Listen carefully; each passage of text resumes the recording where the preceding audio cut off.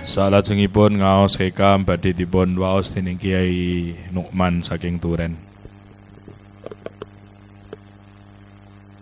Assalamualaikum warahmatullahi wabarakatuh. Dipun bika halaman 33. Melanjutkan kitab ingkang familiar ya. Niki sing paling umum kitab niki nggih.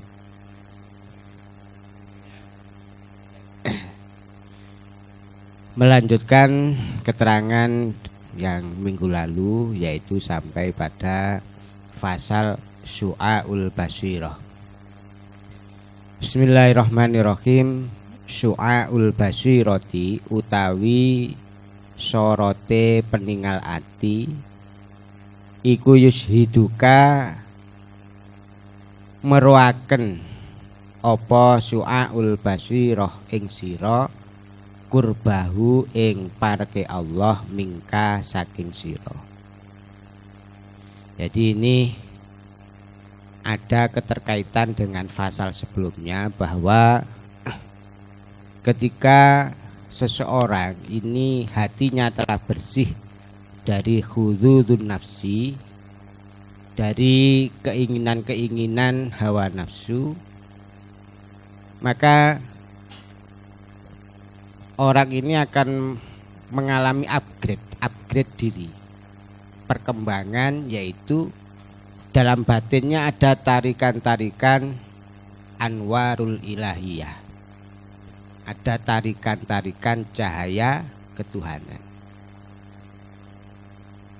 Nah, kemudian bagaimana anwarul ilahiyah itu, tarikan-tarikan cahaya ilahiyah itu dipetakan oleh dalam keterangan pasal ini, yaitu ada 3 kategori. Nanti ada yang namanya Syu'aul Basirah, ada yang namanya Ainul Basirah, ada yang namanya Hakul Basirah. 3 kategori ini juga merupakan martabat atau tahapan atau kelas-kelas. Yang pertama kita bahas kelas yang paling rendah adalah Syu'aul Basirah. Syu'aul Basirah ini akan memperlihatkan kedekatan Allah terhadap dirimu. Jadi ketika orang itu sudah aktif, basirahnya itu sudah aktif mengeluarkan syu'a, maka dia akan merasa sangat dekat dengan Gusti Allah. Nah, niki saya lanjutkan dulu nggih, nanti detailnya belakangan. Wa ainul basirati utawi kahanane basirah yushiduka adamaka iku yushiduka meruaken apa ainul basirah ing sira adamaka ing ora anane sira liwujudihi krana wujude Gusti Allah. Kelas atau level yang kedua berikutnya adalah namanya Ainul Basirah. Ainul Basirah adalah ini akan bisa mempersaksikan atau menunjukkan, memperlihatkan kamu akan ketiadaan dirimu, dikarenakan sudah syuhud dengan wujudnya Gusti Allah. Lanjut, wa hakul basirati utawi hakul hakikate basirah iku yushiduka meruaken atau nekseaken apa hakul basirah ing sira wujudahu ing wujude Allah la adamaka ora nekseaken ing ora anane sira wala wujudaka lan ora nekseaken ing wujud sira. Tahap yang paling puncak teratas adalah hakul basirah. Ini akan bisa menunjukkan akan wujudnya Allah secara esa, tidak menunjukkan pada ketiadaanmu, juga tidak menunjukkan pada wujudmu. Ini adalah tingkatan paling atas. Nah, sekarang secara redaksional murodnya demikian.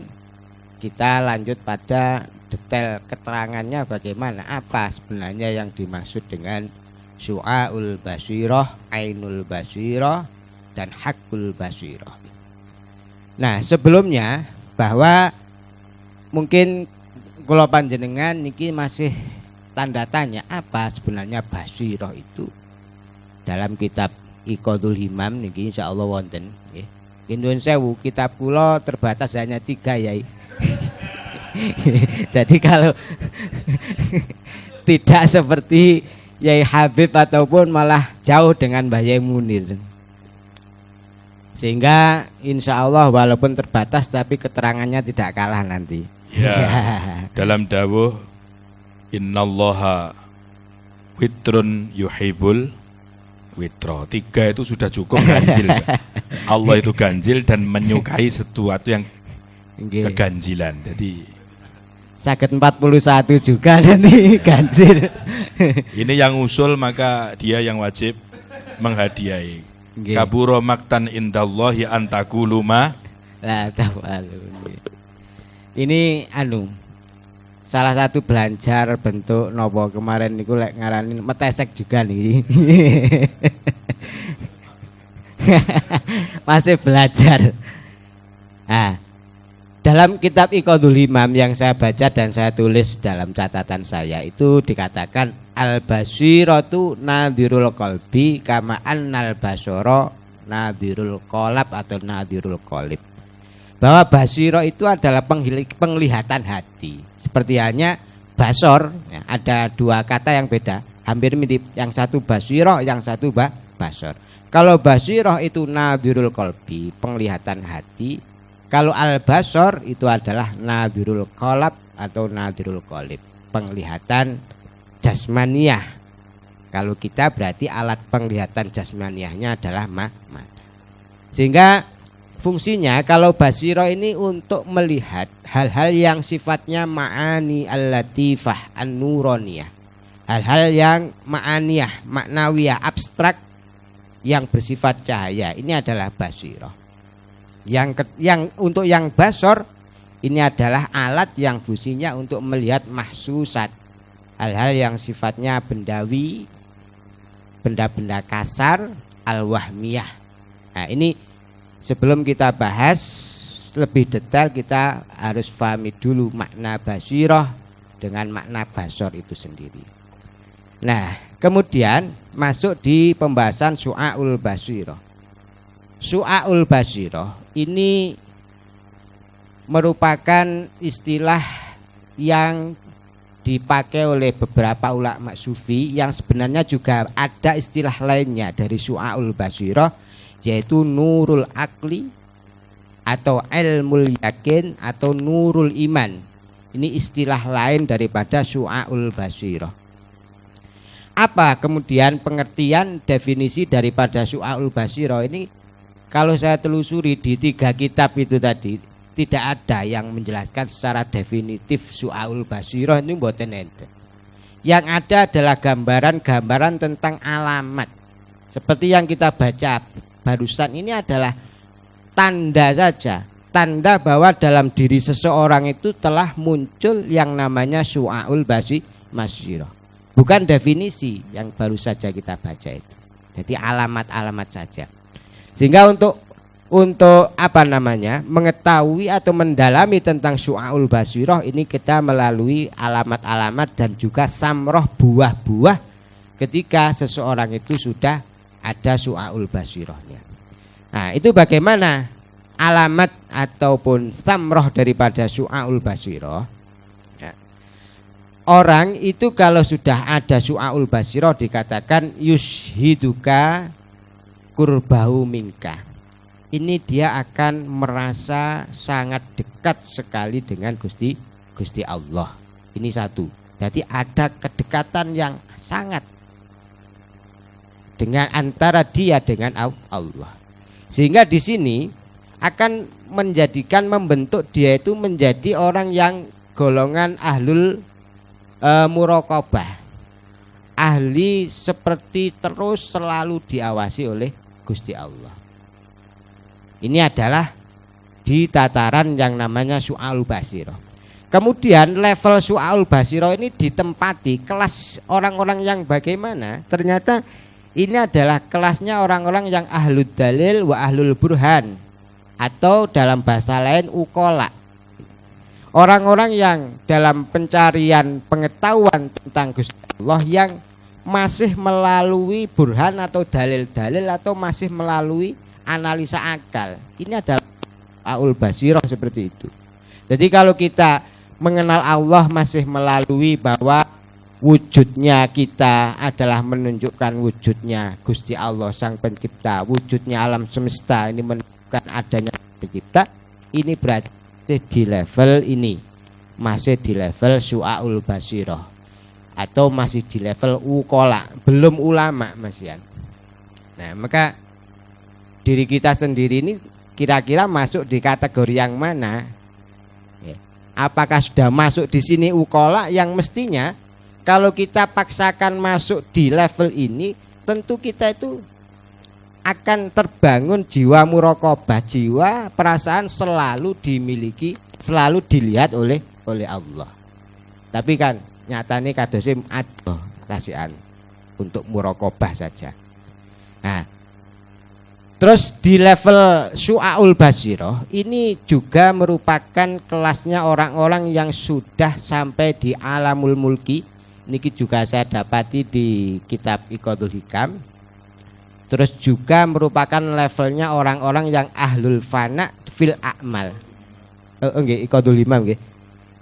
Fana fil a'mal. Jadi orang yang dia sudah merasakan bahwa af'aliyahnya, perbuatannya, pekerjaannya ini sudah larut merupakan fi'lunya Allah. Inilah level Su'aul Basirah, level yang paling masih rendah.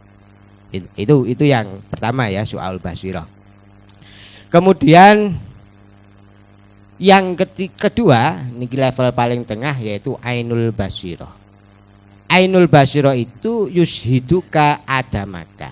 Ini akan menumbuhkan musyahadah, persaksian akan ketiadaan dirimu, ketiadaan diri kita.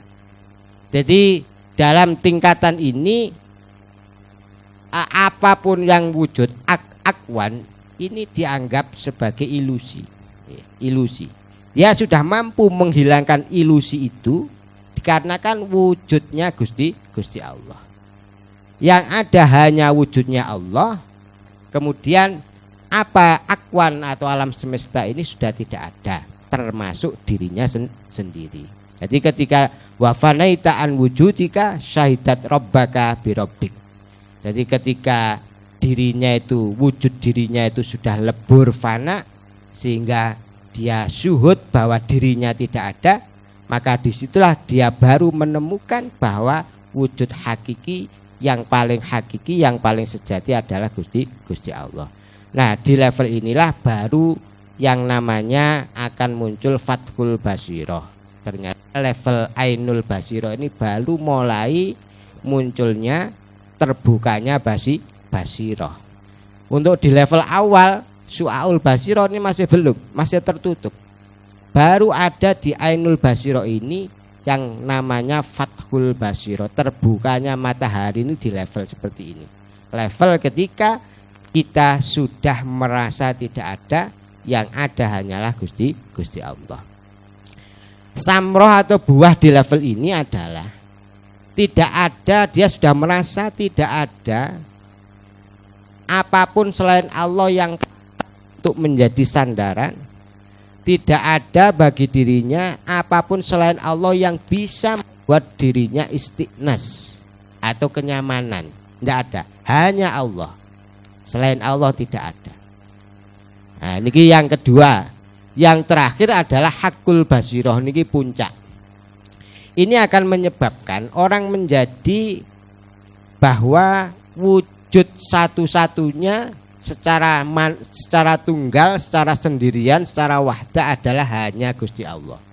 Ini sebenarnya hampir mirip tapi beda jauh dengan yang Ainul Basirah. Dia di tingkat ini sudah tidak ada yang namanya ketiadaan, juga tidak ada yang namanya ada. Sehingga kondisi yang betul-betul cowong, kalau istilah spiritual Jawa cowong. Jadi yang namanya ada itu tidak ada, yang namanya tidak ada juga tidak ada. Dia dalam kondisi hampa, kekosongan, yang ada secara mutlak ada. Inya itu tidak bisa dikatakan wujud, juga tidak bisa dikatakan tidak wujud. Jadi tidak ada istilah wujud atau tidak wujud konteks ini.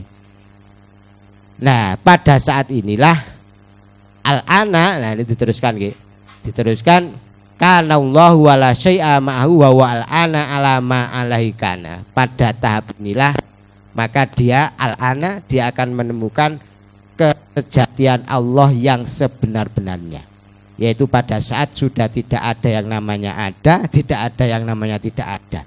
Di sini sudah tidak ada yang namanya yang namanya atribut ini sudah tidak ada. Kan huruf kalimat pun di tahap ini tidak ada. Jadi betul-betul kosong. Di keadaan inilah yang namanya kana ma'alaihi, keadaan sejatinya Allah seperti itu. Nah, ini tingkat yang paling atas disebut sebagai ahlul fana fil fana. Kelasnya orang-orang yang fana di dalam fana, kosong di dalam kekosongan. Atau kelasnya orang-orang yang ada di alam jabarut. Nah, dalam istilah lain niki disebut ahlul mutahakkikun, ahlul mutahakkik. Kalau yang ainul basir yang peringkat tengah tadi ini masih disebut al ulama, kalau yang paling bawah itu disebut al uqala. Nah, itu mungkin sepintas nggih kasihan mangke saged dipun jelasaken melalui pertanyaan ya.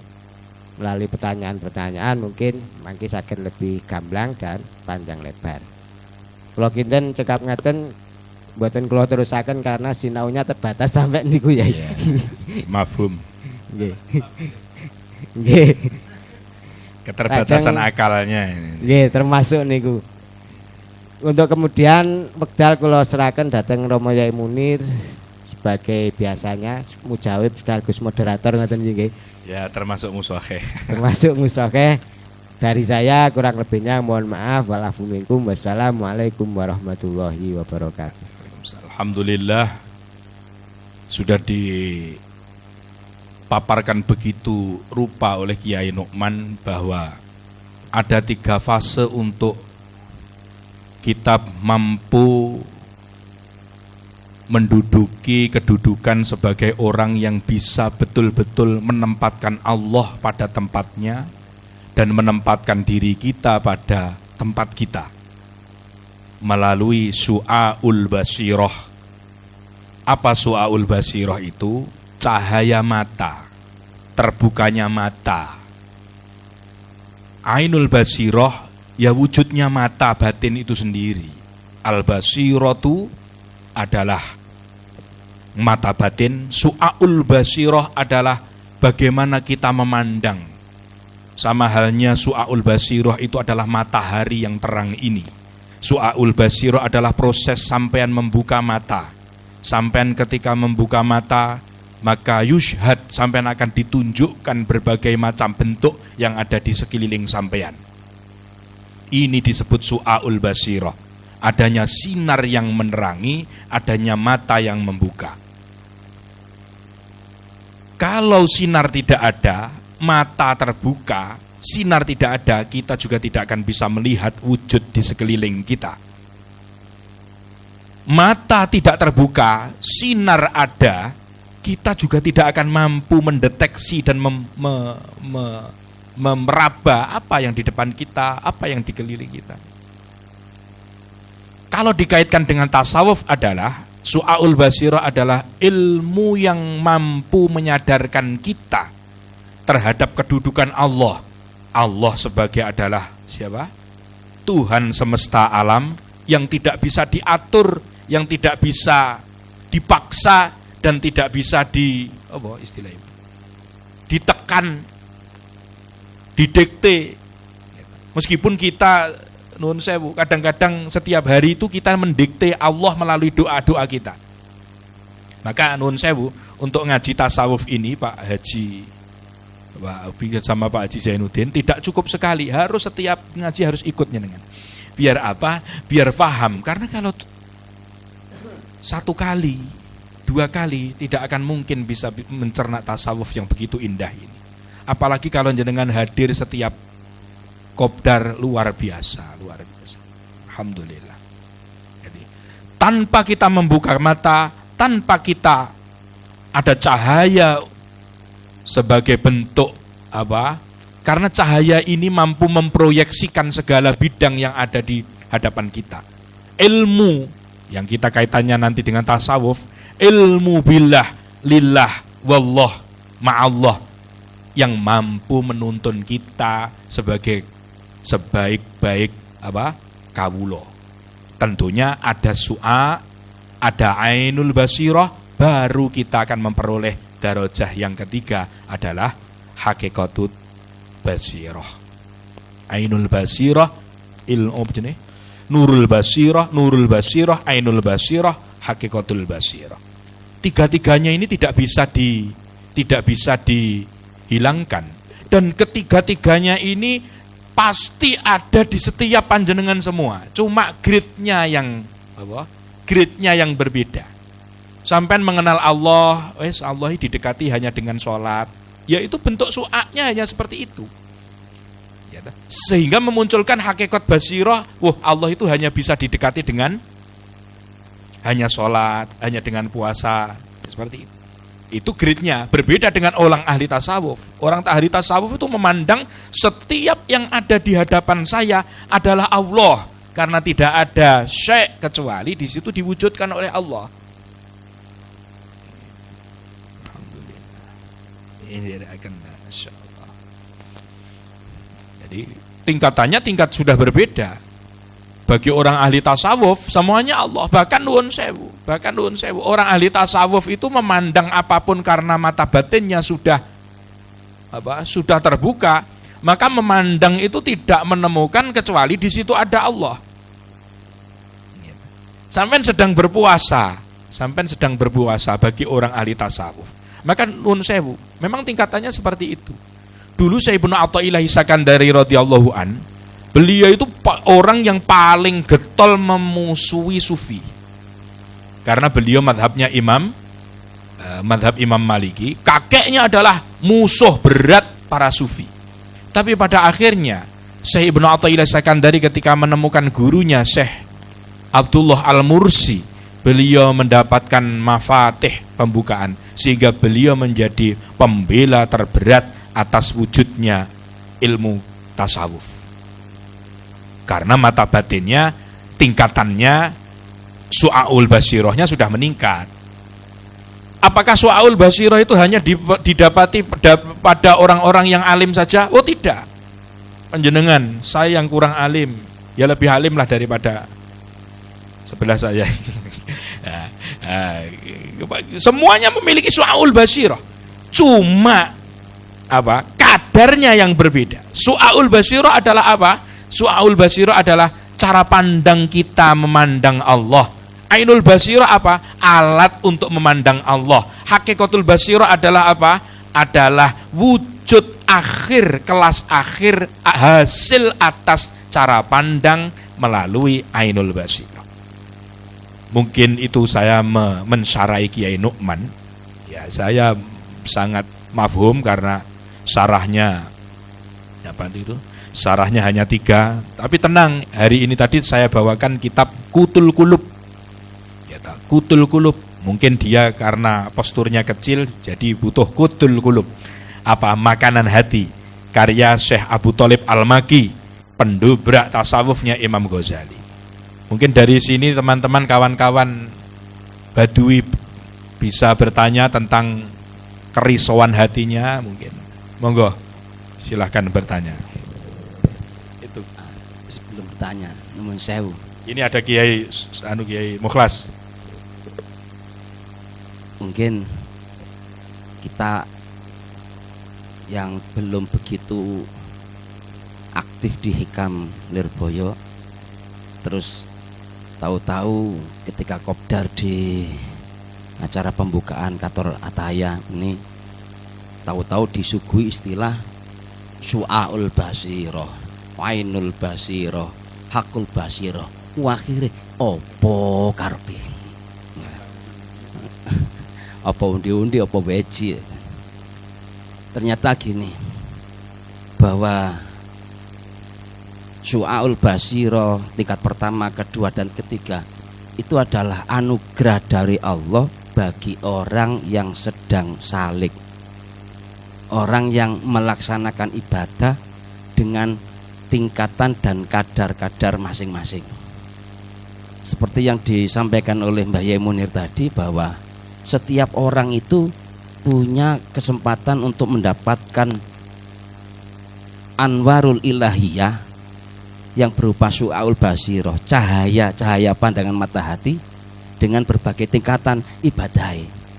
Misalnya ibadah itu sing modele seminggu pisan Jumatan tok, ya iso tetap mendapat kesempatan untuk Su'al Basiroh, yang dimana Su'al Basiroh itu cakupannya adalah pada rumangsa cedheke dhewe dateng pangeran.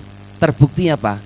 Nuwun sewu, ten kampung-kampung di desa-desa itu ketika beberapa waktu yang lalu yang pekerjaannya petani, nuwun sewu, ketika dihadapkan dengan hama tikus, maka kula justru malah belajar dari mereka-mereka itu, bilangnya gini, ya wis pancen karo pangeran dijatah sakmene.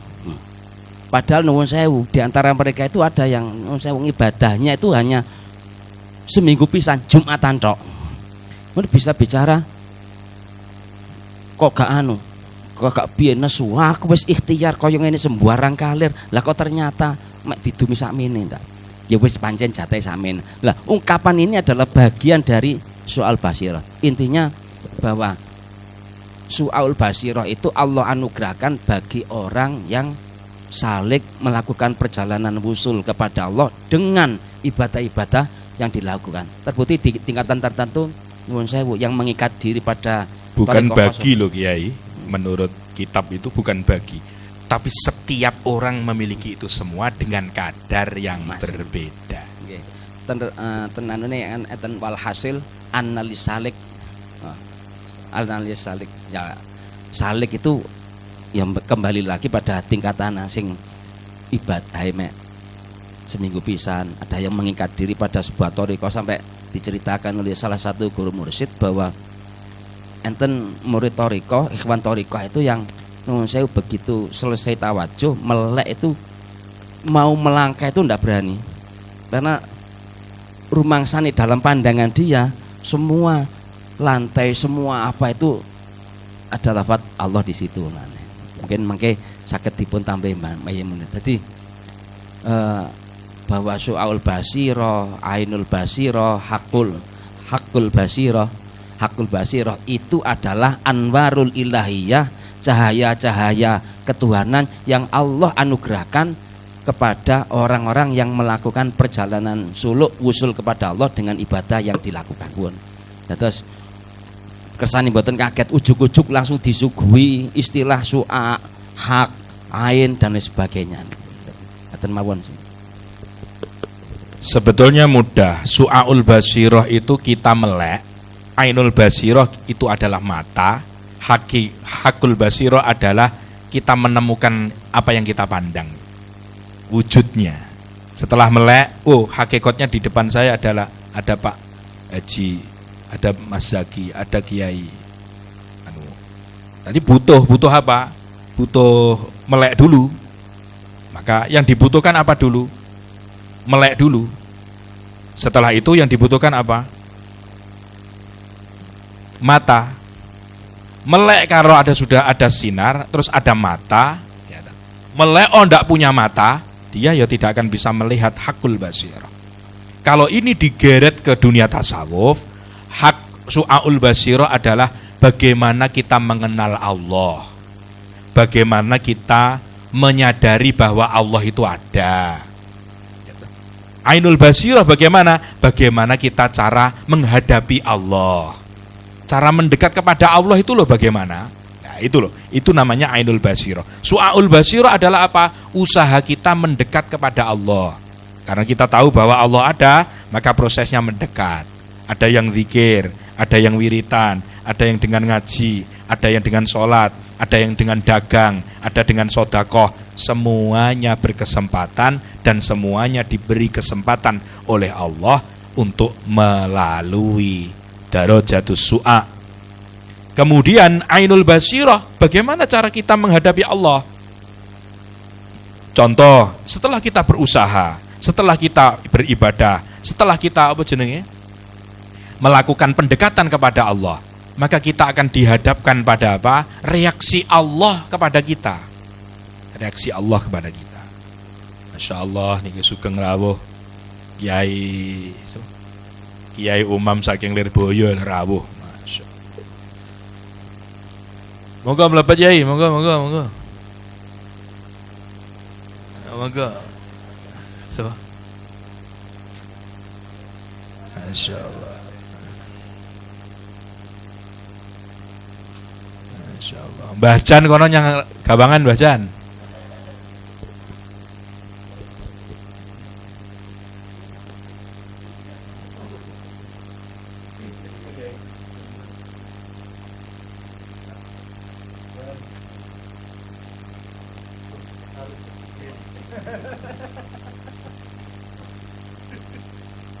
Alhamdulillah. Jadi itu. Jadi semua orang memiliki kesempatan dan memiliki caranya masing-masing untuk mendapatkan derajat di hadapan Allah. Belum tentu yang seperti kita ini, seperti kita alumni-alumni ini, ya toh, belum tentu seperti kita alumni-alumni ini memiliki derajat yang lebih tinggi dibandingkan yang lain.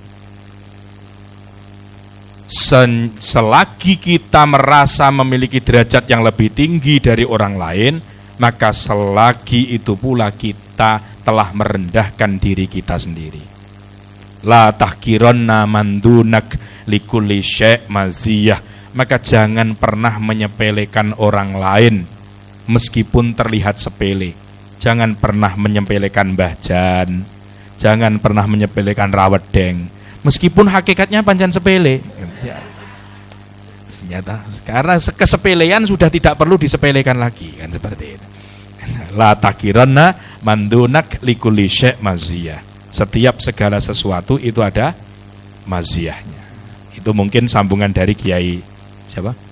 Kiai Mukhlas, monggo. Kiai Safaat. Nyuwun ngapunten Kiai. Berkaitan kalian 3 tahapan ini yang barangkali perlu wonten setunggalipun pencerahan, bahwa tidak semuanya langsung masuk ke tahapan. Bahkan jangankan su'aul basirah, dari syariat ke tasawuf itu kan perlu ada jembatan. Bagaimana nanti nyuwun pangapunten kita bisa mengetahui saya ini sudah masuk di su'a ataukah di ain ataukah yang di mana? Kranten kalau saya memahami su'aul basirah yushitu kakurbahu, bahwa akan ada kesadaran bahwa Allah itu ada, Allah itu dekat. Nah tentu akan ada konsekuensi dari kesadaran itu dalam wujud tingkah dan laku. Nah bagaimana sementara di antara kita masih ada yang tergiur dengan janda-janda yang kemarin entah itu di grup siapa itu. Kayaknya Cak Wahyudi itu tadi. Nah, di satu sisi sampai Masya Allah. Insya Allah itu ya. Entah hoak, entah wallahu a'lam. Itu betul ya mengkreditkan janda sebelah rumah ya? Betul ya? Astagfirullahaladzim. Enggak kalau maksud ngaten ya. Ketika masih dalam tahapan-tahapan seperti itu, ini bagaimana nanti jembatan untuk kita bisa masuk ke su'a, untuk masuk ke ranah situ. Apakah ada tarbiyahnya ataukah ini adalah bagian dari pemberian al-ilahiyah? Misal katakan mutasaddiq, orang yang ahli sedekah, maka akan secara otomatis masuk ke su'a. Orang yang ahli ngaji otomatis akan masuk ke situ. Ataukah memang ada tarbiyahnya? Milo ketika ada tarbiyah, katakan masuk suluk orekoh. Lah, barangkali itu diantara Kranten nyuwun pangapunten. Ketika saya sepakat dengan Kiai Mukhlas, ketika kita hidup keseharian ini adalah kacamatanya kacamata syariat, kemudian begitu kita masuk ke kacamata tasawuf, ya ini tentu perlu ada jembatan agar supaya tidak kaget semacam itu. Nggih matur suwun nggih. Terima kasih. Sebetulnya su'a, ain dan lain sebagainya itu tidak perlu diusahakan, karena itu karunia ilahiyah, hak prerogatif Allah. Tidak bisa diformalis, bisa diformulasikan. Oh saya, kalau saya tak pikir-pikir aku wis makom su'a, wis makom melihat. Tidak bisa. Kadang-kadang ada orang yang tidak mendekat kepada Allah, dia ditatap oleh Gusti Allah, suruh mendekat dengan dikirimkan berbagai ujian dan bala. Maka tujuannya apa tuh? Ada su'a, ada ain. Tujuannya menghakikatul batina. Hakikat kita bisa memandang Allah dan kita sadar bahwa Allah itu ada. Kita tidak ateis, itu loh sebetulnya. Termasuk dijadangkan janda itu mimbarokah, mimba'dil barokah. Dalam kitab ada sebuah dalil hadis, barang siapa yang menjamin seorang janda, hidupnya seorang janda, maka dia diberkahi. Maka Kiai Wahyudin itu bentuk dari aplikasi hadis itu tadi. Sayangnya konangan bojone kan gitu loh. Hidup Wahyudin. Ya, akhirnya perang dunia ketiga Baratayuda aja harusnya rapi.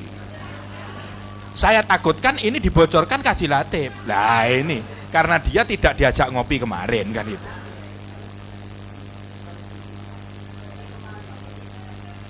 Jadi kemarin kan sempat jenengan dawuh segala sesuatu untuk masuk ke grade, untuk masuk ke kapasitas atasnya itu kan ada syaratnya. Lah termasuk majelis kaf mingkaf itu kan ada syaratnya. Ada syaratnya. Nah, menika termasuk yang bisurutin. Bisurut termasuk yang masuk ya. Di ruangan ber-AC dengan itu tidak sama. Derajatnya tidak sama. Kalau di sini kan jelas ulama semua. Kalau di situ kan bainahum minal juhala kan itu. Barokahnya lebih banyak mana? Luar dengan dalam, lebih dalam. Sebab di dalam itu sesuai dawuhnya di dalam kitab Nasoihul Ibad, Khalitul Kubara. Kumpulilah para pembesar. Ini ada Kiai Umam, ada Kiai Sodik, beliau pembesar di NU. Sudah mencakup itu. Wajalisul ulama, duduklah dengan para ulama. Lu di dalam ini ulama-ulama.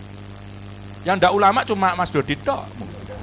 Karena dia akreditasi naturalisasi dia. Seperti itu. Jadi tingkatan Allah itu ya Allah itu ya semuanya, karena yang memiliki makom itu Allah. Maka ya yang menggerakkan untuk naik. We pantes maju yang rene, we pantes munggah seperti ini. Ya mung Allah tok dalek. Manusia hanya usaha. Lah torekoh itu apa? Torekoh itu cuma tipu muslihat. Tipu muslihat. Bagi para mursyid akan banyak mendapatkan pengikutnya. Gitu aja sudah. Sampean kan juga mursyid, kan juga paham toh. Lele umatmu kelong kan sampean kan ya sedih gitu.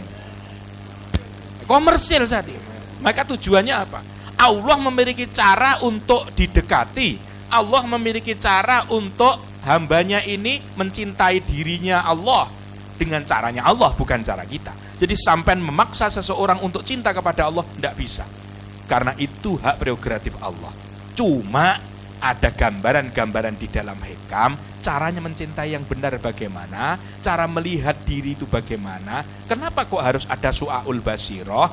Biar sampean paham, sampean itu hanya hamba, jangan ngatur Gusti Allah.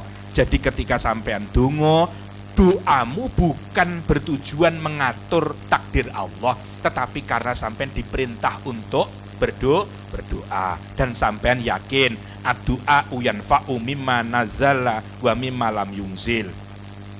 Maka donga yang sampean haturkan kepada Allah itu permohonan, bukan justice dan bukan intimidasi kepada Allah. agar itu.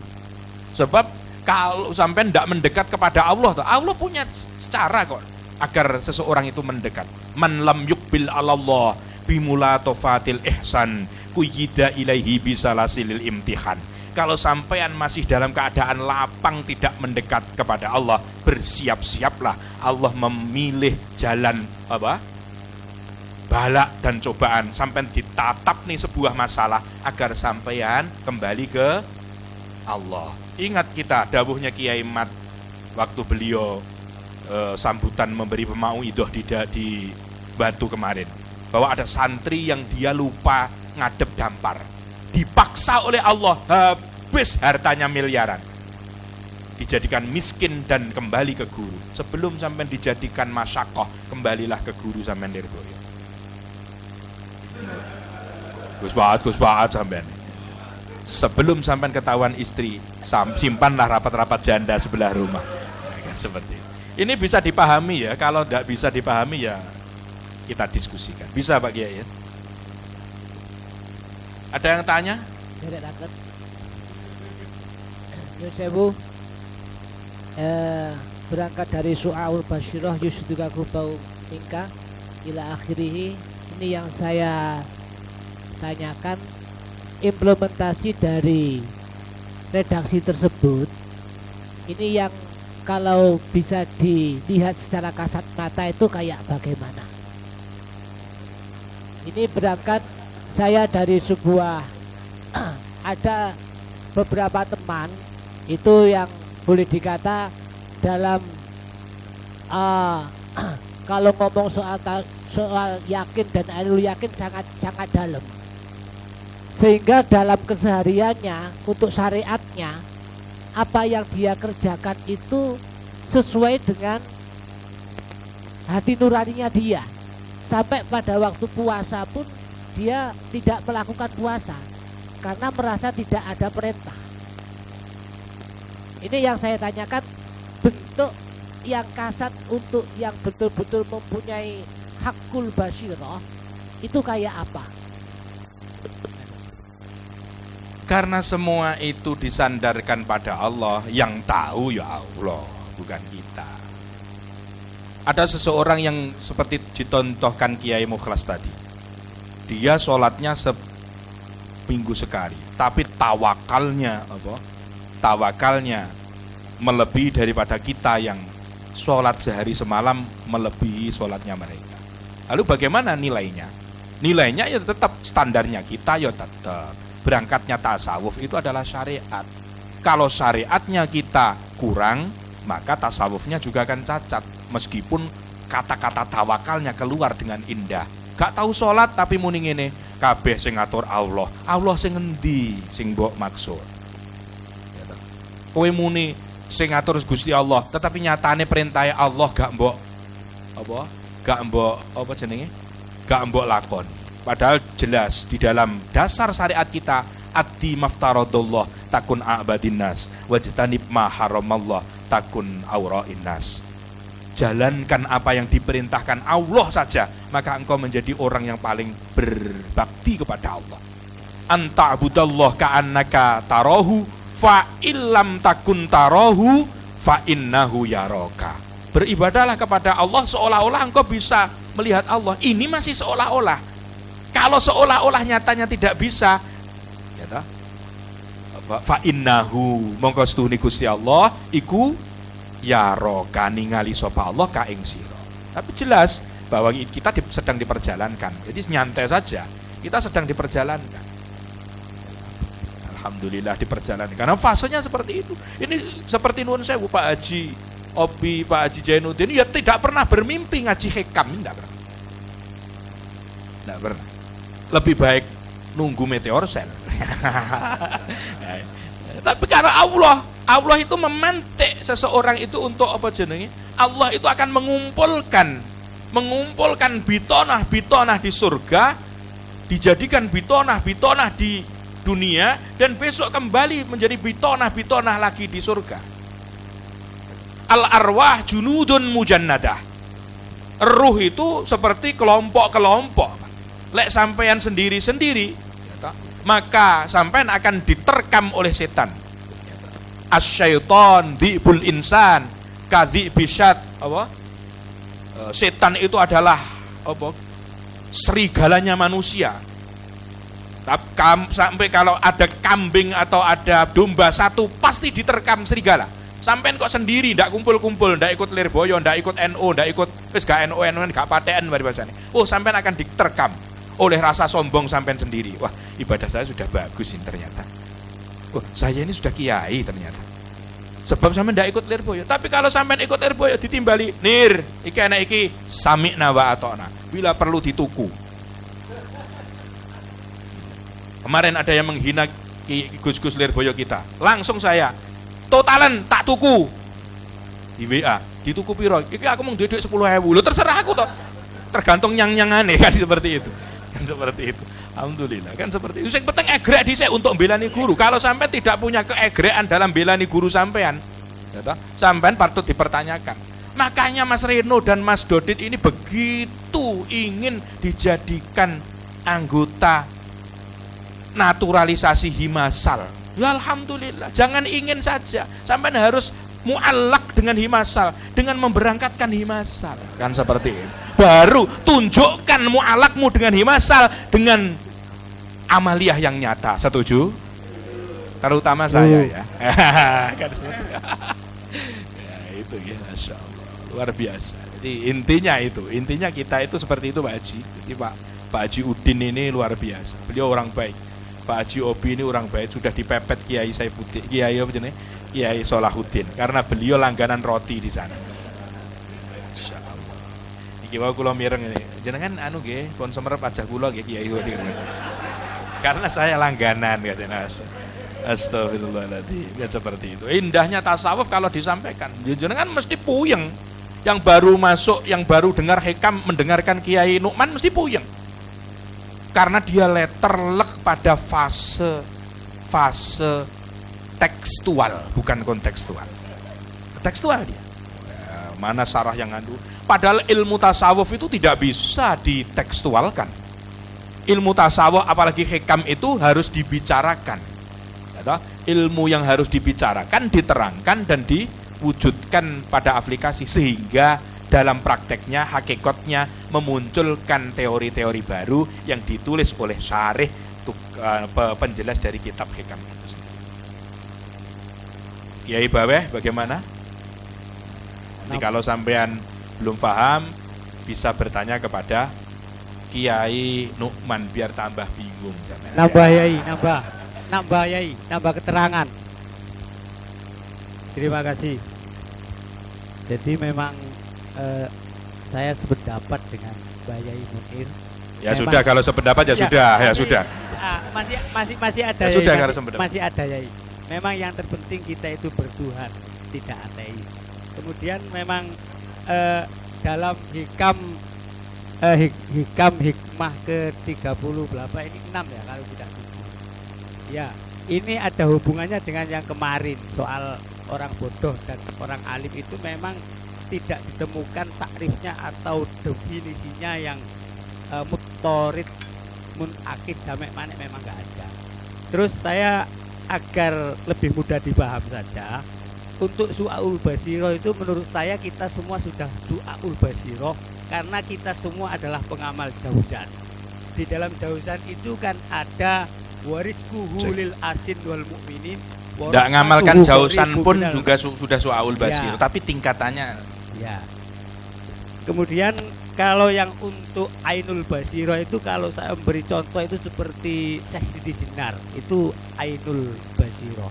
Kemudian kalau hakul basiro itu sudah seperti Sayyidina Ali. Ya itu saja. Terima kasih. Sampean mengakui bahwa ada Tuhan yang namanya Allah. Maka jangan menjadi pesaing Allah dengan tidak nikah. Sebab Allah tidak memiliki istri dan Allah tidak nikah. Kalau sampean tidak nikah, sampean orang yang menyaingi Allah, katanya guru saya. Bagi orang yang tidak nikah, dia menyaingi Allah. Naudzubillahi min dzalik. Mulane mari ngene teko Gus Fuad enek wedhus wedok apa gak? Lah niki.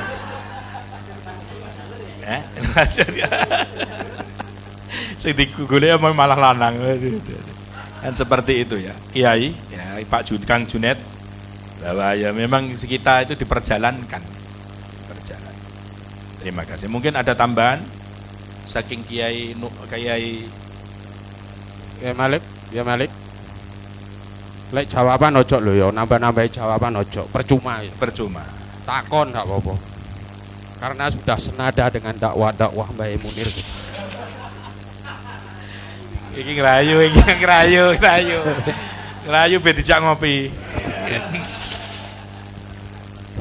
Nggih, matur nuwun, terima kasih waktunya. Saya memantapkan ke hati saya ketika saya sudah mendengarkan apa yang disampaikan tadi. Salah satu di antaranya, apakah di dalam perjalanan menuju wusul, salah satu di antaranya adalah as-syariat, yang mana syariat itu adalah sesuatu yang diperintahkan dan dilarang oleh Allah, kita menjalankannya.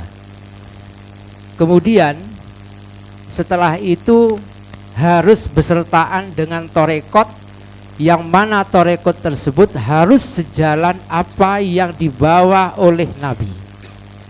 Baru setelah tersebut oleh Syekh Ibnu Athaillah ini digambarkan ketika sudah menjalankan keduanya tersebut, itu akan mencapai terhadap hakikat, yang mana hakikat sendiri itu dikelompokkan atau diklasifikasikan 3 tingkatan. Salah satunya adalah su'aul basirah. Saya gambarkan orang yang berdagang itu ketika menjalankan perdagangannya sesuai dengan aturan-aturan syariat, itu kita masih berada di dalam syariat, yang mana syariat tersebut itu sesuai dengan aturan perdagangan. Kemudian di mana torekotnya tersebut? Intinya di dalam su'aul basirah, apakah ini termasuk hakikat, yang mana hakikat tersebut itu adalah syariat, dan juga ada torekot, dan juga ada hakikat di dalam hakikat itu sendiri. Artinya hakikat itu ada 3, yaitu hakikat yang sifatnya syariat, dan juga ada hakikat yang sifatnya torekot, dan juga ada hakikat yang sifatnya hakikat. Dan di su'aul basirah ini adalah fase di torekot, fase di hakikat. Nah, apakah seperti itu ketika saya memahami ini? Terima kasih. Mungkin ada yang mau jawab? Mantun. Begini Pak Kiai Malik ya. Dawuhnya Imam Syafi'i, kun sufiyan wa faqihan wa la takun wahidan. Jadilah orang yang sufi, jadilah orang yang ahli fikih, jangan jadi salah satunya. Sebab kalau ahli sufi tanpa didasari syariat, maka dia akan zindik. Dan ahli syariat yang tidak didasari dengan sufi, maka dia menjadi orang yang qalbun qasi, senengane nyalahne wong, itu kurang. Terus apa itu wusul? Kita perlu tahu bahwa yang hadir di sini tidak semuanya belum paham, tidak semuanya paham tentang wusul. Wusul itu apa? Derajat apa? Wusul adalah kesadaran kita bahwa Allah itu ada, kita adalah hamba yang wajib menjalankan apa? Menjalankan ibadah kepada Allah, ta'abud kepada Allah. Karena dasarnya jelas bahwa diciptakannya kita itu tidak lain tidak bukan hanya untuk menyembah Allah. Kalau ada tugas menyembah Allah, berarti ada yang disembah, yaitu Allah. Yang menyembah siapa? Kita manusia. Wa ma khalaqtul jinna wal insa illa liya'budun. Kita disuruh menyembah Allah saja. Prosesnya dengan yang namanya apa? Dengan namanya torekoh. Apa? Torekoh. Torekoh itu apa? Jalan aplikasi atas pengetahuan-pengetahuan syariat yang dikirimkan Allah melalui Kanjeng Nabi. Gitu? Yang disampaikan kepada kita itu namanya syariat. Jadi untuk wusul apakah perlu syariat? Yo pasti. Berapa persen? 100%. Ndak boleh kita itu hakikat mung bangsa rasa tok. Sampean kepengen umroh, rasa tok yo duwe duit tapi gak gelem budal. Perasaanku wis tawaf. Wah, orang ini majnun. Ya toh, aljamu ki apa? Goblok sing tikel-tikel. Maka gak bisa kita melalui perasaan. Kita harus menjalankan, ada proses apa? Proses ikut travel, ada ikut apa? Ikut travel, terus kita proses naik pesawat. Proses naik pesawat, terus ada proses imigrasi dan lain sebagainya. Semua proses harus dijalankan karena itu aturan. Maka al-Islamu asy-syari'atu kas-safinati. Gitu. Itu dawuhnya Kiai Solah tadi. Nanti sampean dapat bonus. Dapat bonus kopi 1 cingkir nanti ya. Jadi bahwa syariat itu kas-safinati seperti bahtera. Kalau sampean nyebrang laut tanpa adanya bahtera ya enggak bisa. Terus bagaimana ada hakikatus su'aul hakikat, itu terlalu jelimet, enggak usah dibuat pusing tasawuf itu. Tasawuf penting kowe salat, lek nang Indonesia madhep ngulon, wis rasa mikir salatmu ditampa apa ora. Pokok diawali takbiratul ihram, diakhiri dengan karaoke. Diakhiri dengan apa? Salam. Kan seperti itu. Ini kan saya hanya nyindir teman-teman Badui yang senengannya karaoke itu ya tidak jauh dari kaji Latif dan Rawedeng lah. Moga-moga Gus Fuad.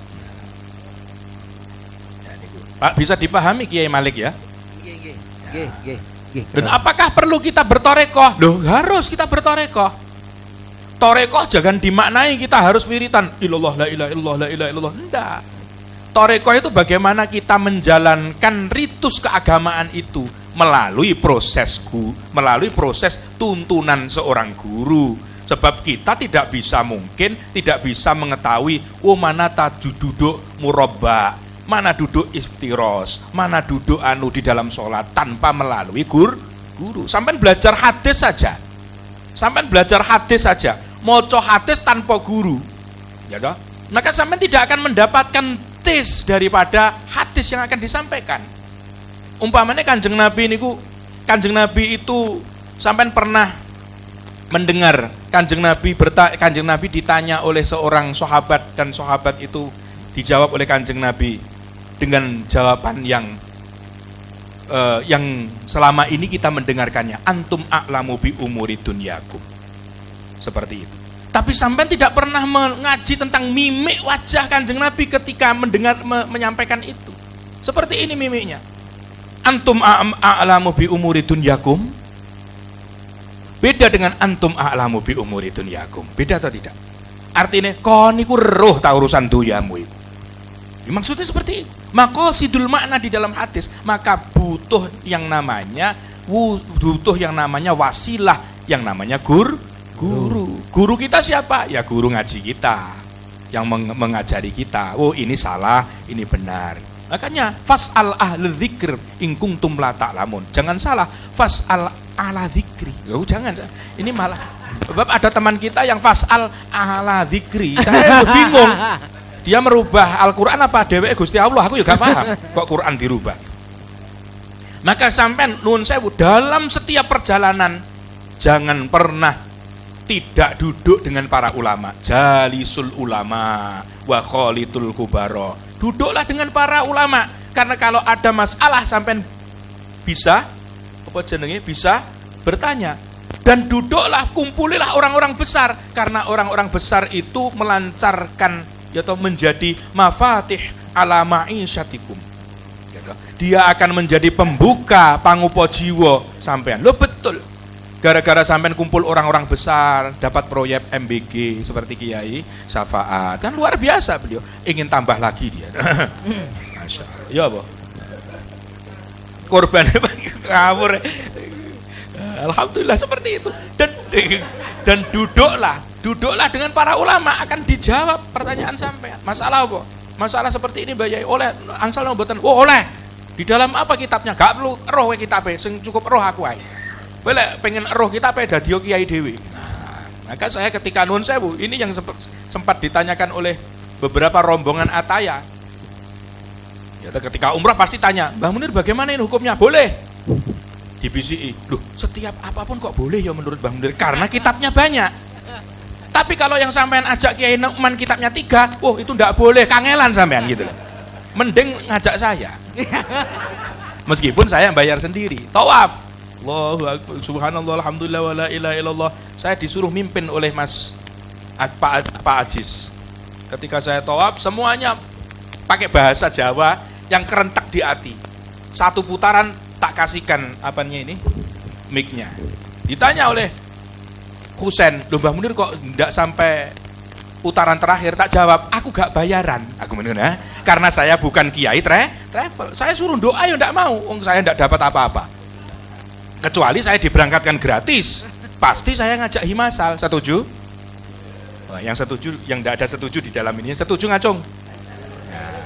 Ya, yang setuju dhisik adalah siapa jenenge? Yaklu, maka Yaklu yang menggantikan nanti. Menggantikan bayari saya gitu. Ya, itu Kiai Malik ya. Bagaimana itu? Mungkin ada tambahan dari Kiai Umam. Ketika kita sudah menginjak kepada Ainul Basirah, apakah kita perlu Ginun Sewu seorang yang menuntun terhadap Ainul Basirah karena sifatnya sudah hakikat? Kalau kita sudah menginjak Ainul Basirah, tahukah seseorang itu bahwa dia sudah sampai derajat Ainul Basirah? Tidak tahu.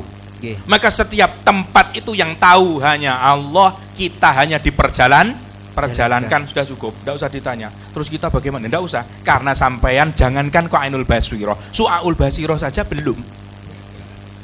Ini untuk Kiai Malik ini loh. Alhamdulillah, kami itu dalam. Kita tidak akan tahu bahwa kita ini sedang Su'aul Basirah. Saya ini kok menurut saya ini wali kutub ya. Menurut tanda-tandanya kok seperti itu. Itu justru majhul. Kalau saya melihat Pak Kiai Nukman itu kayak wali autat. Itu prediksi-prediksi sampean. Derajat ini yang memiliki Gusti Allah. Maka jangan sibukkan dalam mengatur dan dalam mengetahui derajatmu. Derajat saya di mana ya? Jangan. Pokoknya nek kentong salat dung salat, kowe berarti kawula. Lha kowe berarti lek kowe dung kowe turu berarti kowe taek. Wong enek salat kok gak gelem, apa jenenge? Ndang salat. Padahal Gusti Kanjeng Nabi tadi diaturi, tadi ditangkleti. Ayul a'mal ahabba ilallah ya Rasulullah, as-shalatu ala waqtiha. Lah ya salat aja rokokan, langsung dia. Derajatmu terletak di situ. Semakin sampean langsung sholat, sampean semakin menjadi hamba yang paling hamba. Di mana hamba yang paling hamba? Adalah hamba yang tidak ada derajat yang lebih rendah lagi dibandingkan dirinya. Karena yang paling rendah adalah saya. Itu hamba kan seperti itu. Lek wejek krasa luwih dhuwur timbangane kancane. Kowe iki hadori kene anu. Itu cuma ini sandiwara di dunia sini saja. Sebetulnya derajat kita sama. Antara dalam dan luar itu sama. Cuma rezekinya yang berbeda memang. Nah, dan rezeki ini membawa hikmah atau tasyrik tersendiri kan seperti itu. Bisa dipahami Kiai Malik ya? Mungkin wonten tambahan Kiai Umam.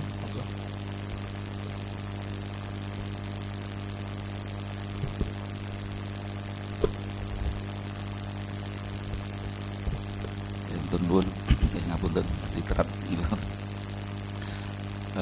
mendengar penjelasan dari Pak Munir bisa kita pahami, cuma semakin ke belakang dia tambah bingung. Pun pangapunten niku masalah tasawuf nggih, masalah tasawuf. Karena menurut kita tasawuf itu kan zauk nggih yang dirasakan. Mungkin bagi yang belum merasakan, semakin diperjelas, semakin diperdalam tambah bingung. kecuali yang bagi yang merasakan mawon. Dan mungkin bagi Pak Munir sudah mendalami masalah ini, bisa merasakan itu semua. Tapi bagi kami yang mungkin belum merasakan itu, semakin diperpanjang, semakin berlebar, yang ada hanya yang mungkin semakin bingung. Tapi mungkin secara singkat mawon, perumpamaan dari fase-fase itu antara su'a karo ainul basirah dan hakul basirah gitu. Kalau su'aul basirah itu kan sinarnya. Melihat sinar berarti kan belum mencapai kepada hakikatnya, masih su'a, masih masih menunjukkan hanya dekat saja. Tapi kalau ainul basirah, melihat, basirahnya melihat, berarti dia menyadari bahwa adanya Allah itu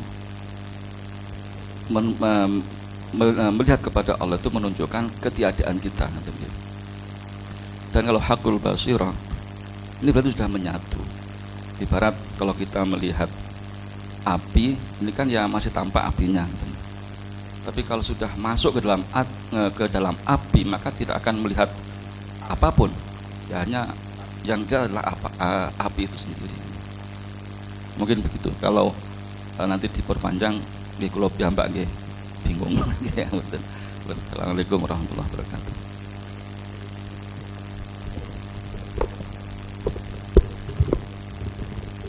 Alhamdulillah ada tambahan dawuh dari Kiai Umam. Tapi sebetulnya karena kesalahan Kiai Umam teko keri, jadi ya ndak paham. Tadi sudah saya pahamkan. Mungkin yang ndak paham cukup jenengan saja ini tadi. Tapi ndak apa-apalah, kita nanti makan. Ini yang dipahami yang di luar itu pasti makan.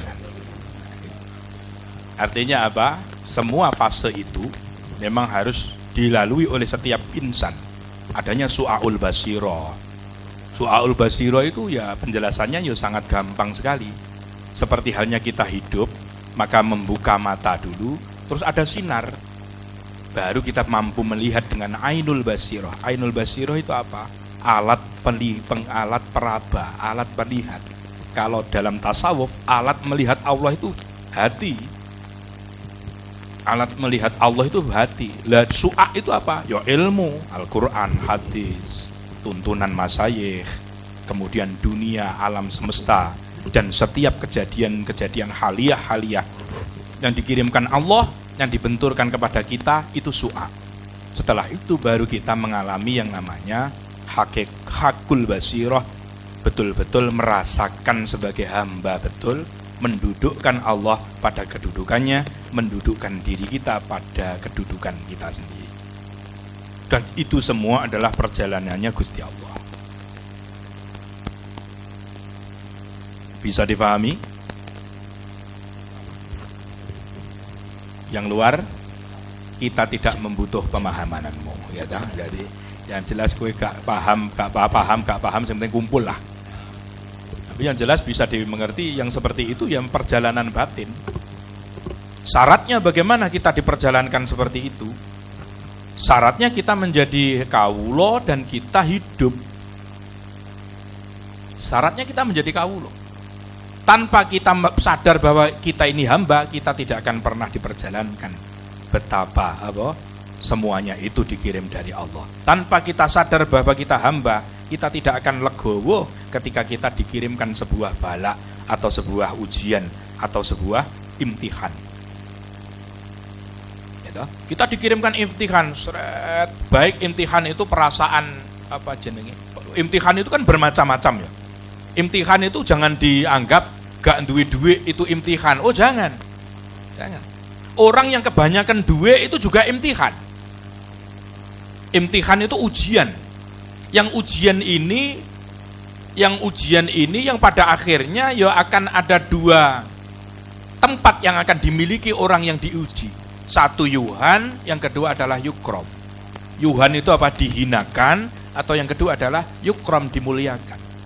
Ujian dari Allah dihadapkan kepada kita, itu sebetulnya Allah ingin menunjukkan bahwa Allah itu ada dan Allah mendelegasikan masalah ujian kepada kita itu untuk menekankan, mentakkidkan bahwa kita adalah hamba yang hanya bisa menerima, tidak bisa merubah.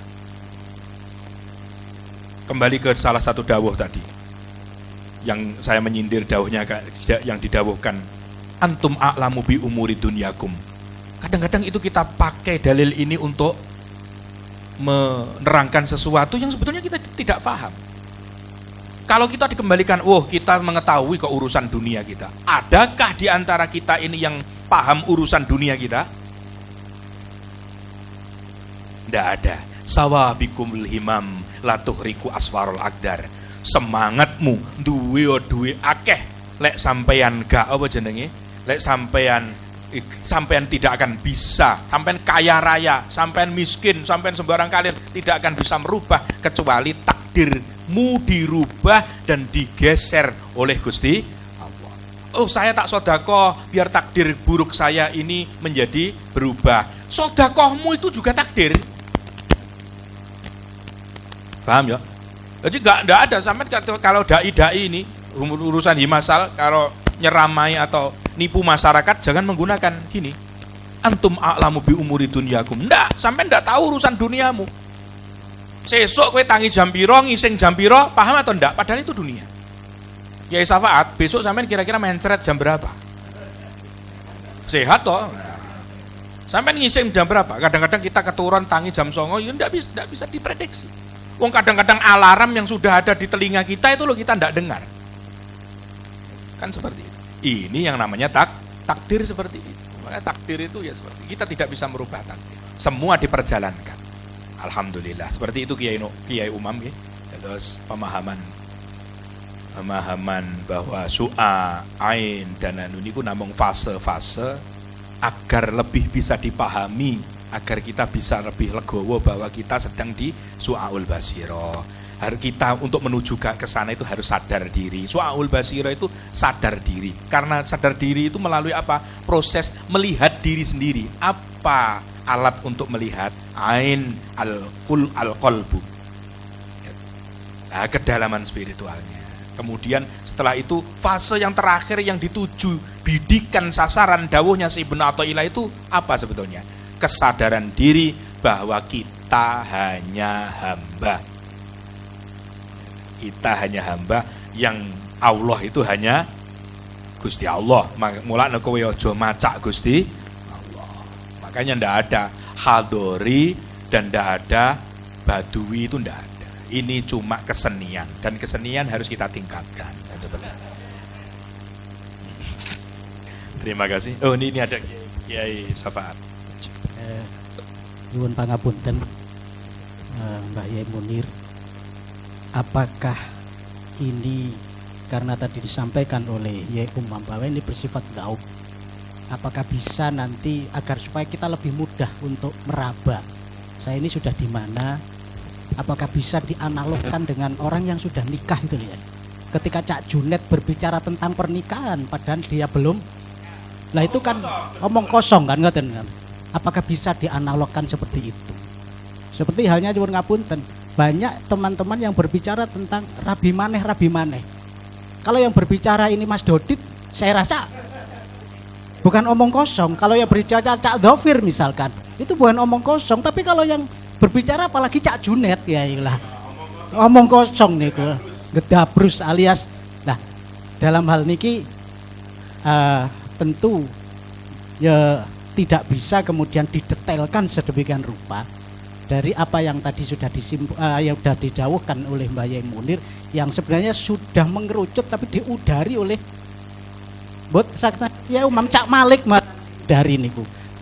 Nah, kula memang ini masalah dauk, orang berpotensi untuk masker cu'a aib maupun hakul basirah.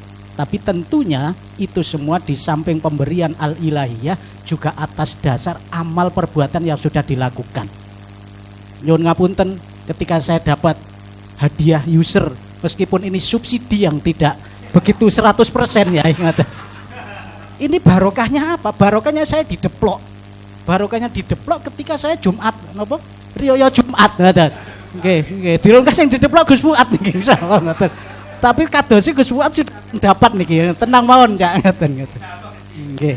Nggih, premium nggih. Nah, kalau tidak merasakan ya tentu tidak akan bisa kita nanti berbicara seperti napa ingkang dipun aturaken Yai Mbah Munir seperti itu. Demikian juga dengan pernikahan, demikian juga dengan perjandaan. Kalau bukan akunya yang nggak akan bisa meraba kemauan. Barangkali ngoten ya. Ya, memang betul dawuhnya Kiai Umam. Kalau seseorang tidak pernah bepergian ke Mesir, dia tidak akan merasakan nikmatnya sowan Imam Syafi'i. Kalau sampai hanya baca di manakib saja lah itu masih kok. Maka semua tunggulah perjalanan dari Allah. Meskipun kadang-kadang orang yang sedang diperjalankan, dia tidak sadar bahwa dia sedang diperjalankan ke ranah situ. Ada orang kena musibah, dia tidak sadar bahwa musibah itu merupakan nikmat bagi orang yang lain, bagi orang yang paham, bagi orang yang sudah memiliki syu'a, bagi mereka yang ain basirahnya sehat. Kadang-kadang ya Allah, aku kok dikek ngene ya padahal wis ngene. Karena dia belum paham, meskipun dia sudah fase itu, fase diuji. Tadi ada sebuah tambahan ini di luar dari konteks yang kita bicarakan. Kula tahu didhawuhi bapak, bukan didhawuhi bapak, tapi didhawuhi orang tua, ya guru saya sendiri, bahwa nuwun sewu, kalau seseorang itu bisa memilih, maka nir kowe milih diuji sing enak daripada diuji sing gak enak. Karena podo-podo di ujian ini, sugih ya ujian, melarat ya ujian, milih sing sugih. Sebab sugih ku kemanfaatannya luwih akeh daripada melarat. Ndak tahu lagi kalau teman-teman di luar itu. Sampean milih kaya atau kaya munyuk? Nah, jadilah orang yang sama-sama ujiannya. Karena seseorang kan tidak paham bahwa ketika kita tidak punya apa-apa itu bentuk ujian. Dan kita juga tidak paham bahwa sampean ketika blegedu sugih itu ya ujian. Bagi Mas Dodit yang kaya raya dan tidak memberangkatkan saya umroh itu juga ujian.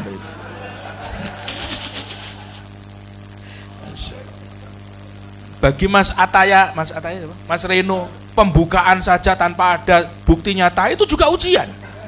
Maka alangkah baiknya dibuka dan ada kan seperti itu.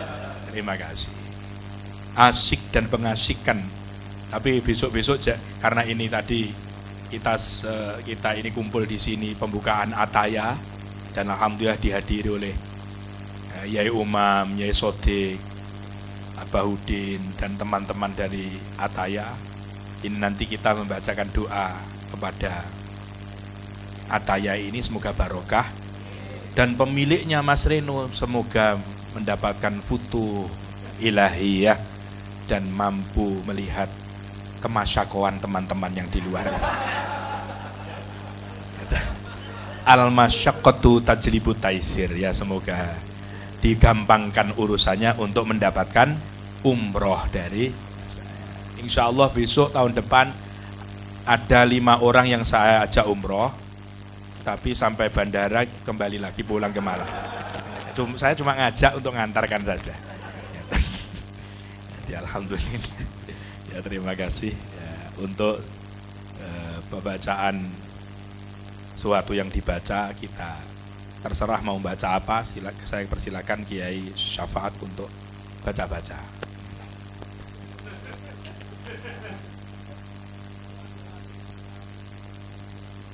La ilaha illallah.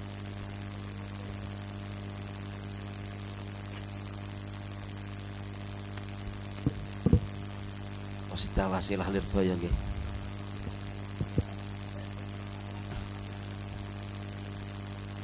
Lahumul Fatihah. A'udzubillahi minasyaitonir rajim. Bismillahirrahmanirrahim.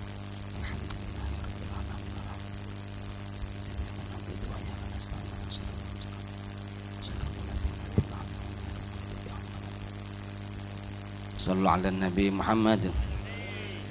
La ilaha illallah, la ilaha illallah, La ilaha illallah Muhammadur Rasulullah.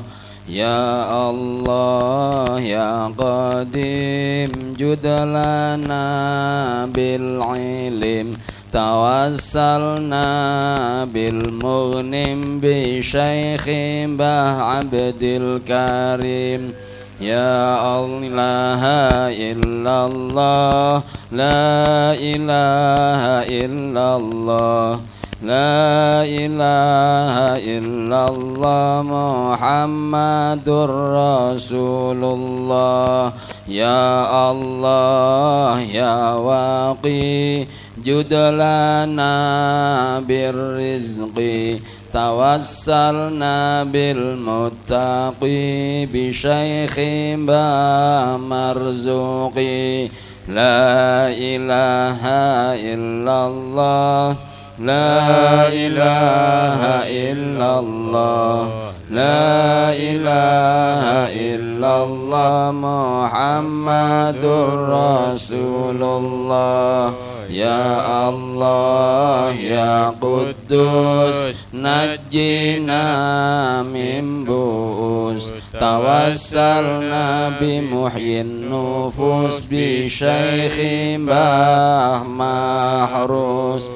La ilaha illallah la ilaha illallah la ilaha illallah Muhammadur Rasulullah. Ya Allah ya Anis sahilna fit tadris tawassalna bil mudaris bi Syekh Mbah Ahmad Idris. La ilaha illallah la ilaha illallah la ilaha illallah Muhammadur Rasulullah.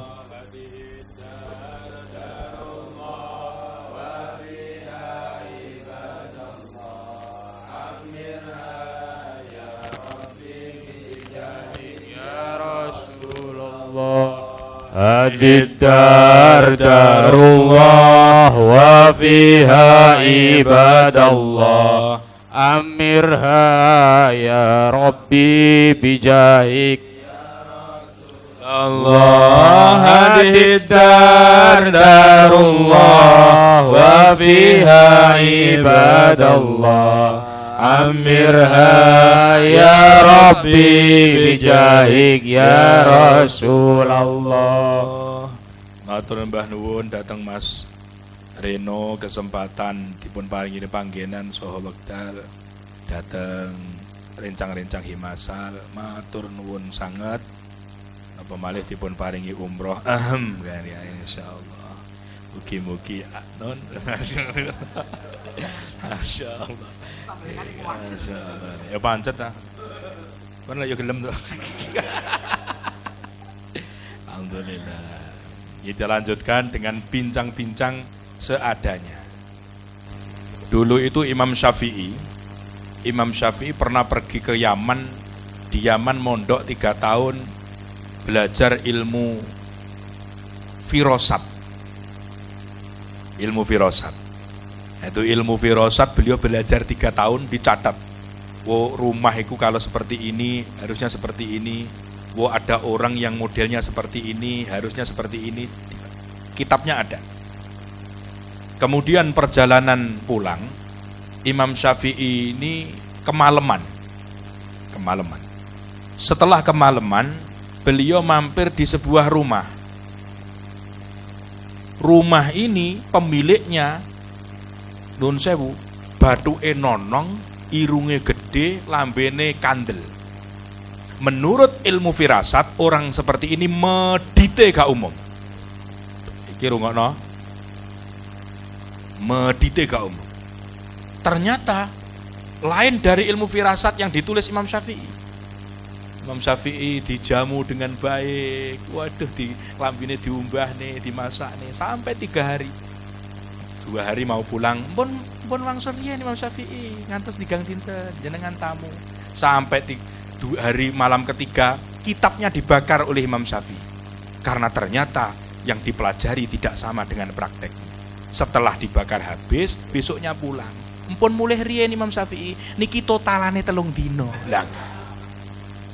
Artinya sesuai ilmu firasat bahwa orang yang bathuke nonong, lambene jeber, irunge celepor seperti rawedeng, ya, itu medite gak umum menungso.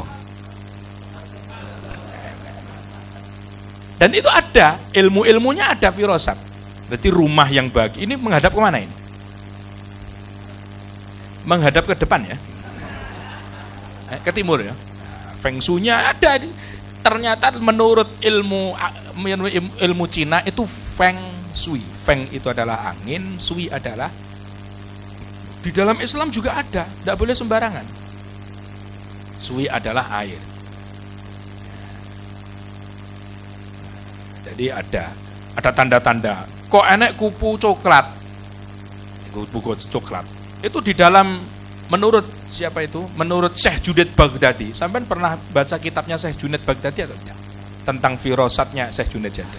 Kok ada kupu masuk ke rumah, dia warna coklat, pasti bawa rezeki uang. Kok kupu ini warna-warni, hati-hati, tamu gedambleh tok gak nggawa apa-apa. Ada firasatnya seperti itu. Masalah istilah. Mulane lek enek tamu kok warna-warni langsung tak tutup omahku, wis jelas iki enek golongane rawedeng iki. Gedabrus tok. Kok ada burung masuk rumah? Burung masuk rumah itu rezeki, orang besar akan masuk. Santet teluh. Pemajenan enten kelala bare. Nah, berarti sampean santete. Nah, itu. Kalau seriti ya rezeki karena itu burung. Ada sawang-sawang, rumah yang ada sawang-sawangnya. Iki omahe sing enek sawang-sawang. Pasti hatinya orang itu akan sumpek. Lah nek omah aja enek sawang-sawang ae. Diresiki ndeng. Apa meneh omah ngarepe nek kandange, aduh ojo. Karena menurut Feng Shui kandang itu tidak boleh diletakkan di depan pintu. Oh kandangnya ramadeng ya? Wing boge turu andeng iku. Oh tinggi. Kan seperti itu. Jadi menurut kalau ada ada keduten kok di mata kanan dan mata kiri ndak habis-habis, itu pasti akan menemukan rezeki. Kalau keduten di mulut diseneni wong. Ayo. Lah ada rawedeng bolak-balik keduten nek cangkem. Nah, bolak-balik tak seneni ya. Kan harus seperti itu. Maka ada doa kalau kita itu menemukan tanda-tanda yang buruk, ada doa saking Kanjeng Nabi. Napa doanipun? A'udzu bikalimatillahi tammati min syarri ma khalaq. Anak tikus kok akeh diwacane kuwi. A'udzu bikalimatillahi tammati min syarri ilang. Enak teluh kok iki kok rumah iku koyoke ndak. Lah nuwun sewu, dalem-dalem Bapak Ajis niku mengke diwaosaken a'udzu bikalimatillahi tammati min syarri ma khalaq. Bisnis panjenengan lek pengen lancar, bacaannya adalah apa ya Fatah ya Rozak ya Kafi ya Mugni ya Fatah ya Rozak ya Kafi ya Mugni sak puteran. Niki mangane ya cek ngenteni Kiai Sitok niki lagi teko niki. Kiai Kamal, monggo. Jenengan rada mriku.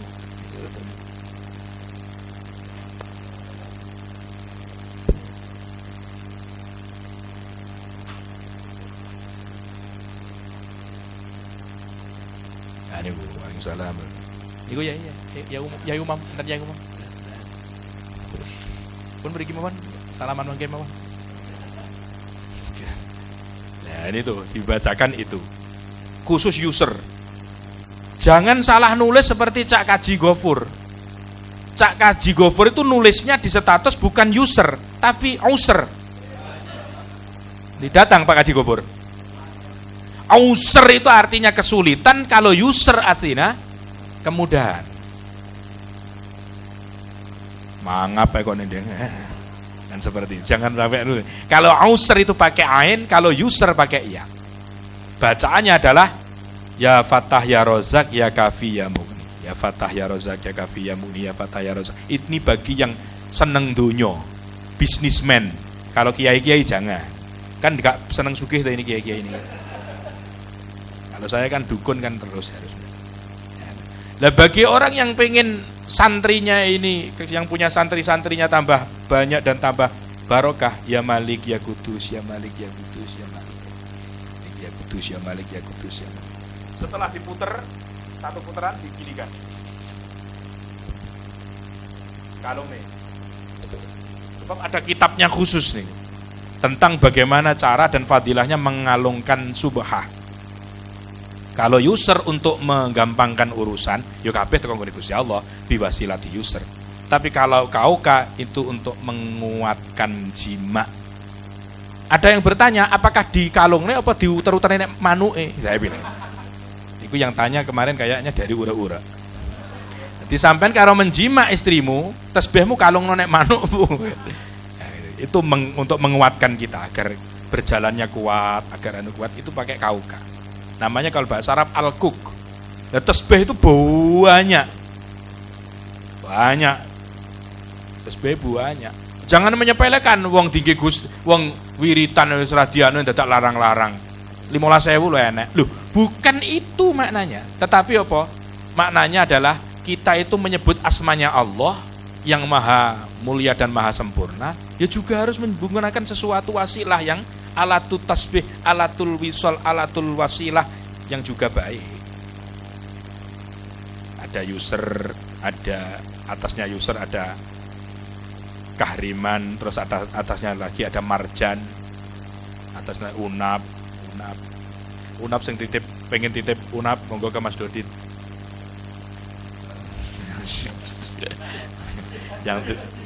yang titip subsidi ya gimana?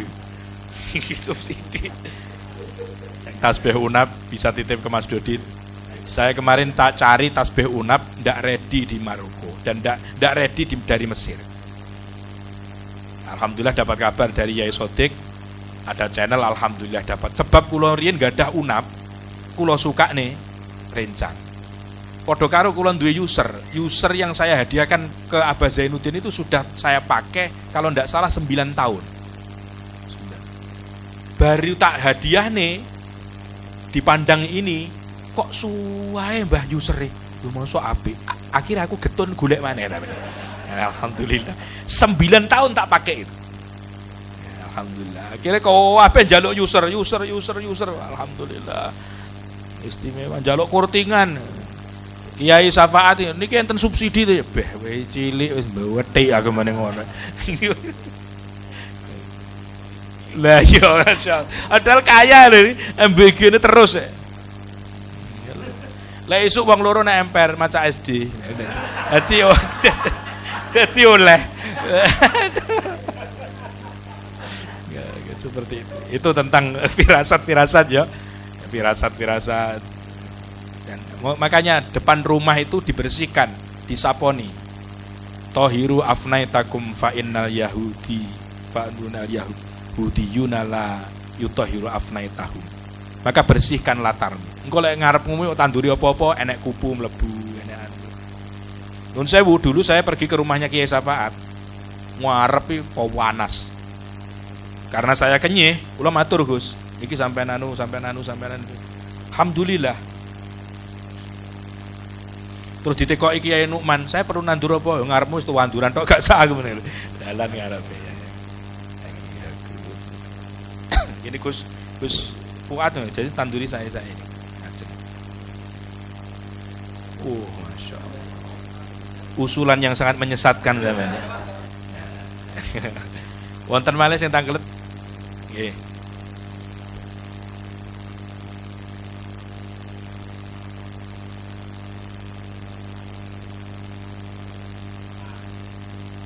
Omahmu disenengi gagak, berarti ambumu koyo batang.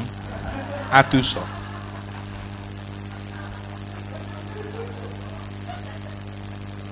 Iki pengantare intermezzo. Rumah yang dihinggapi gagak itu rumah yang bagus dan baik. Karena burung gagak itu adalah burung yang setia, dia akan memberikan informasi hal yang buruk kepada tuan rumah yang memberi yang tumpangan hidup. ngarep omahe kak, pasti ada sesuatu yang kurang beres. Omah yang buruk di rumah itu banyak cicak, banyak coro keton rawedeng, banyak tikus, kusen dan lain sebagainya. Dicatat, deng. Kalau rumahmu ki diparani burung gagak, burung semua burung itu burung membawa informasi langit. Cuma ada dawuh mengatakan sapa wong sing ngingu manuk anake ga iso alim. Gantanganmu dadi ikan duwe gantangan Mas Dodi. Karena apa? Ketika sampean ngingu burung mau kandang umpamane iki apa jenenge? Tamsilen nyanggone awakmu dhewe. Kowe dikandangne gak enek bojo, gak enek kaya sapa Cak Jun, kuat apa gak kira-kira? Gak kuat. Ngono golek maneh kok Mas Dodit.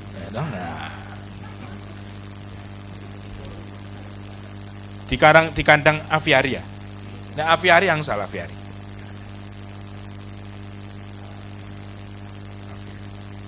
Ngingu yang terpenting bisa kayo boleh saya mengusulkan satu adalah perkutut. Ada yang tanya lagi dari Badui ini? Ya.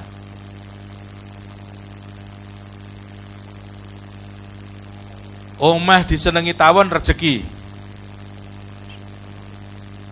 Karena tawon itu simbol rezeki. Ini enten kitab ini, tapi mboten kula betok. Kapan-kapan kula gawane. Ya amin, ya amin. Bawa madu ini alhamdulillah. Madu kok ireng ini madu napa nih?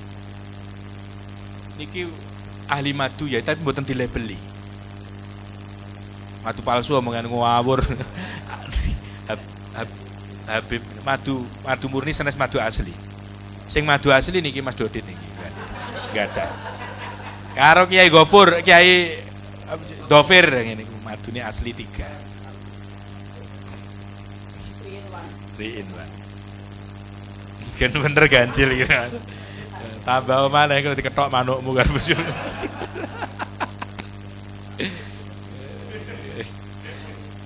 Ada lagi yang tanya?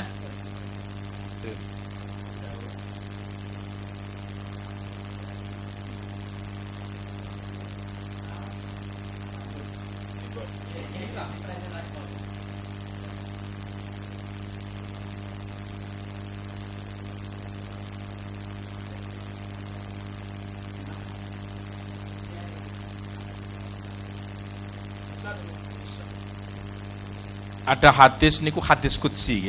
Hadis qudsi. Ana inda dzanni abdi bil hadis marfu'e innallaha inda dzanni abdi. Bagaimana ketika enek wong tekok enten keduten dimaknani rezeki mawon? Oh boleh. Karena semua disandarkan pada apa jenenge? Disandarkan pada sebuah keyakinan. Al yaqinu la yuzallu bisyakin.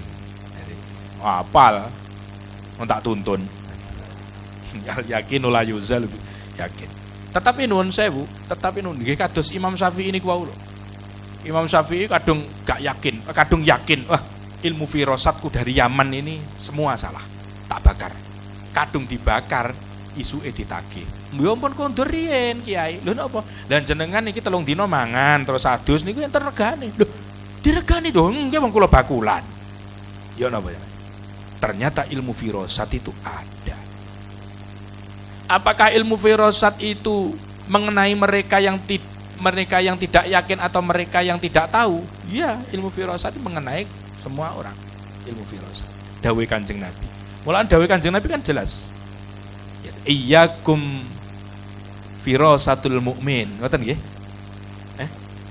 Ittaku firasatul mukmin. Nah, fa innahu yang duru binuril haqqi. Niku hadis. Ittaku padha ngati-ngati sira kabeh, padha wedi sira kabeh bi firasil mukminin dengan firasatnya orang-orang beriman. Karena Mas Reno sampean harus hati-hati dengan firasatnya para kiai. Terutama firasatnya saya. Iki alure jelas ya, Ki. Jelas. Jelas gak perlu tak tasrih mana ya. Karena firasatnya orang iman itu dia melihat binurillah, bi'ainillah, binuri hakillah, dengan nurnya Gusti Allah. Jadi betul. Ketika nuwun sewu ada yang tanya kepada Gus Fuad, pripun ngeten dimaknani sae? Mungkin sebetulnya maknanya buruk karena jenengan matur dimaknai sae. Maka itu menjadi kesayan bagi orang yang dengan aturi. Seperti itu. Bikalami dengan kalamnya orang-orang yang apa jenenge, orang-orang yang alim, orang-orang yang adik, sesuatu takdir itu bisa apa jenenge, bukan dirubah tetapi dipoles lebih baik lagi. Ada sebuah dawuh, ad-du'a yanfa'u mimma nazala wa mimma lam yunzil. Doa itu akan mempengaruhi sesuatu yang sudah diturunkan dan mempengaruhi sesuatu yang belum diturunkan. Kalau ternyata sesuatu yang diturunkan ini buruk, dijadikan bagus. Kalau ternyata yang akan diturunkan ini kok buruk, Allah akan mengganti dengan sesuatu yang bagus. Ada lagi yang tanya? Badui?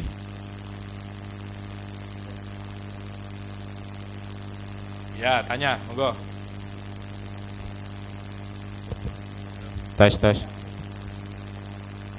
Niki menyambung lidah dari pertanyaan supir jenengan Yai, Pak Yono.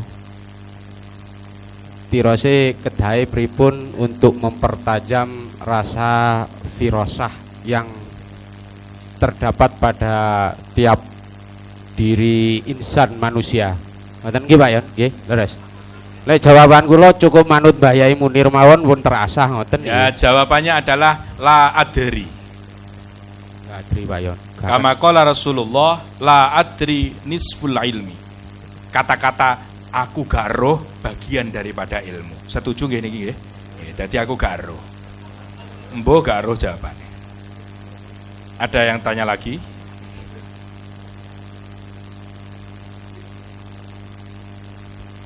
Kalau sudah, ya nanti karena biasanya Pak Aziz, Pak Udin, Kopdar ini sekaligus mereka itu konsultasi. Karena kalau konsultasi buka gerbang, itu biayanya beda. Kecuali teman-teman Ataya, full gratis. Kalau ini, teman-teman Himasal ini ada tarifnya. Nah, makanya tanya. Dan enggak gampang menemui saya, itu enggak gampang. Ngomong ada yang tanya-tanya silakan. Tidak ada ya. Itu yang belakang tanya ini kira-kira makannya kapan? Masya Allah. Terima kasih waktunya dan terima kasih rawuhnya Kiai Umam dari Saking Lirboyo, Yai Kamal yang sudah terlambat, alhamdulillah. Tapi beliau mendapatkan izin dari grup ketua geng yaitu Kiai Latiful Arif, Latif Amami itu ketua kita ya, Kiai Latiful Amami itu beliau sregep dalam berdakwah lene amplope gak enek kan gak budal gitu. Itu orangnya yang baru tanya terakhirin tadi, semoga mendapatkan hidayah. Masya Allah. Nah, terima kasih terakhir kita tutup dengan doa awakhirul majlis dan doa makan. Subhanakallahumma wa bihamdika asyhadu an la ilaha illa anta astaghfiruka wa atubu ilaik. Allahumma barik lana wa at'imna khairan minhu wa sallallahu salam ala sayyidina Muhammad walhamdulillahirabbil alamin. Assalamualaikum warahmatullahi wabarakatuh. Himasal Malang Raya bersama Ataya.